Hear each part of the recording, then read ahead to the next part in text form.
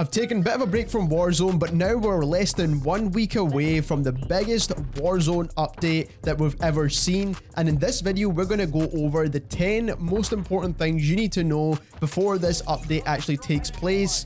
If you enjoy weapon breakdowns, weapon comparisons, and just like to stay up to date with everything regarding Warzone and Call of Duty, don't forget to subscribe to the channel as we're trying to reach our goal of 10,000 subscribers, and click the link in the description down below and subscribe to our second channel. Unless you've been living under a rock, you should know that we're getting a brand new map called the Caldera Map, and the scale is very similar to what we have with Verdansk at the moment. On top of that, we will be getting 40 brand new weapons added into Warzone as well. 38 of these are currently inside Vanguard and you can level them up, and the last two we will get in the Season 1 Battle Pass. Also, Rebirth Island is not going anywhere for the fans of that map and that game mode, but it will be disabled for 1 week after Caldera drops, and that is so that people can experience the new map. Now, I'm hoping for a new Rebirth Island map as well at some point, and hopefully they do fix the lighting issue on Rebirth Island so they can put it back into the game, but we'll just need to wait and see for that. But now let's get on into the 10 most important things you need to know about the new Warzone update.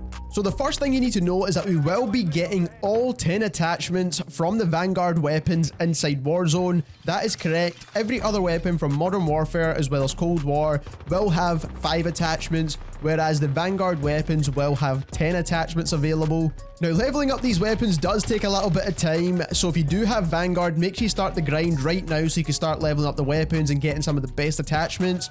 But if you don't have Vanguard and you're waiting for the Warzone update, make sure you get on that grind straight away so you can start getting some of the best attachments for your weapons, and we will be covering the best class setups and stats on this channel. Now, this also means that the Vanguard weapons are more than likely to be the most powerful weapons in this game. Like I said, they do have the most attachments, and also they have a lot of attachments that alter damage profiles and things like that. Having said that though, we do know, and this is the second piece of information you definitely need to know, is that all of the Vanguard weapons will have completely different stats inside Warzone than what they have inside Vanguard at the moment. Now, what that means is if you do know a weapon is powerful inside Vanguard, or it's overpowered or broken, for example like the shotguns right now, it doesn't necessarily mean these weapons are going to be powerful inside Warzone as well, because they're going to have completely different stats. Not only have the developers confirmed this, but if you go on the True Game Data website just now, you can actually see the Vanguard weapon stats for the STG, and then you can also see the Warzone weapon stats for the STG, and they do not match up whatsoever. Now, the third piece of information you need to know, and it should probably be the first piece of information, but we're actually getting a proper anti-cheat added into Warzone. Now, this is a kernel level anti-cheat, so it should be able to get most of the cheaters away out of this game. Now, that is one of the major issues of Warzone since the past year and a half. Now, no anti-cheat is perfect, and we won't get rid of every single cheater out of this game, but at least if we can get rid of 90% of the cheaters that are currently inside Warzone, we'll be less likely to run into them during games and just make this game way more fun. On top of that, the developers have stated that they are looking to continue working on this new anti-cheat system, so hopefully it gets better over time. So the next two pieces of information can be rolled into one, in my opinion. So first of all, stopping power is going to get removed entirely from Warzone. I'm extremely happy to see this because it had no place in Warzone for the past year and a half, and thank God they started listening at least now, because I don't think they should be in this game entirely. And on top of that, dead silence is going to get nerfed as well. Now, they haven't quite stated what the changes to dead silence are actually going to be, but if I had my guess, I think they're going to lower the duration of time you have dead silence when it's active, and then also they might stop it from regenerating after every kill. Personally, I wouldn't mind if they removed dead silence from the game as well, because inside Iron Trials, it was just a way more fun experience for me, but I can understand what they're doing here because dead silence isn't as overpowered as stopping power rounds. I'm just glad they're listening to the community for once. The next huge change is actually a nerf to the heartbeat sensor as well as stuns, and they're looking to buff some of the other tacticals and lethals in the game as well to make them more viable inside Warzone. And this is something I'm really excited to see because it could change the balance of the entire game. As we know currently, 90% of the player base run a heartbeat sensor or stuns, and then with Semtexes, and hopefully we could see some more lethals, tactical equipment come into the gameplay that can be more powerful or useful in certain situations. And on top of that, hopefully we can see them add more of them in the game's lifespan as well. So make sure you start thinking about what you're going to be changing your loadouts to, because heartbeat sensors and stuns might not be the play anymore. Oh yeah, and decoy grenades are actually going to start doing damage to players, which is just really insane.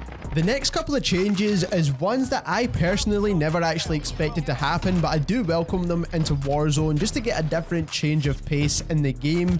And the first is new vehicles. So first of all, we're going to be getting new land vehicles in the game, so we all need to see how they play out. They might play differently to the kind of vehicles we have at the moment, and they might be removing and adding certain vehicles into Warzone depending on how they want the game to play.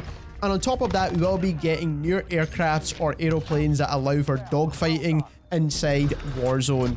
Now this can be a massive difference to how Warzone plays going into the future, because dogfighting, first of all, is not currently inside Warzone at the moment, so these vehicles could be overpowered for killing infantry players. We'll just need to wait and see. We'll also need to see how the land vehicles are. Are they faster? Are they slower? Do they have more or less health than what we currently have inside Warzone at the moment? And have they removed Berthas? This could change the game an absolute ton for players who love vehicle rotations. The next change is a change that I never thought they would make, but I absolutely welcome it, and to be honest, this is what I'm really excited for. And that is the fact that they're nerfing melee. So not only are they nerfing melee weapons like the Kali sticks and any dual wield weapons, but also they are going to be nerfing the standard weapon melee as well. And that hopefully is going to be like a 4 to 5 hit kill, so people stop doing it at the start of the game. I honestly never understood in a shooting game why punching somebody would do more damage than actual bullets. It just makes no sense to me, but I'm going to enjoy this change a lot. So the next change that I do think is a good change as well is the Gulag System. And the way the Gulag System is going to work now, once you get into the Gulag and you win a Gulag, you actually spawn back in with the weapons you have from the Gulag itself, which is great. This is basically exactly the same as the way it works in Iron Trials. So if you've played that game mode, you'll know exactly what I'm talking about. But on top of that, it just kind of helps for endgame. Let's say you're in an endgame situation and you're spawning back in, you want to help your teammates out, and currently you only have a pistol and you need to start looting up for weapons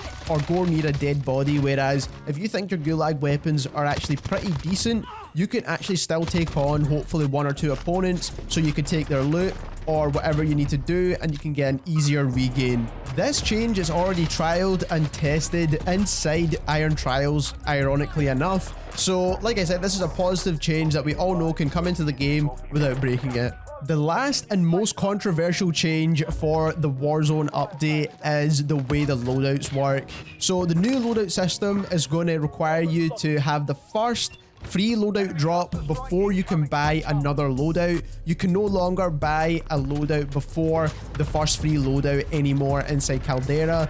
I think the logic behind this is to allow the less skilled players to have a chance in the early game. Usually the best players and the best teams get their loadout drops straight away, and it allows them to have an advantage in every gunfight after that.